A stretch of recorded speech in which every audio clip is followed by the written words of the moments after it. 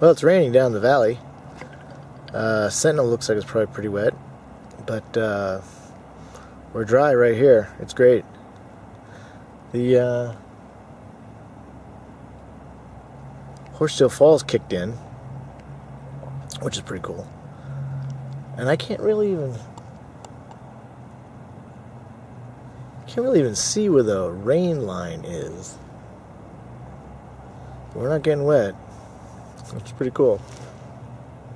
Max up there working on the second pitch of the day. Doing a great job. Later.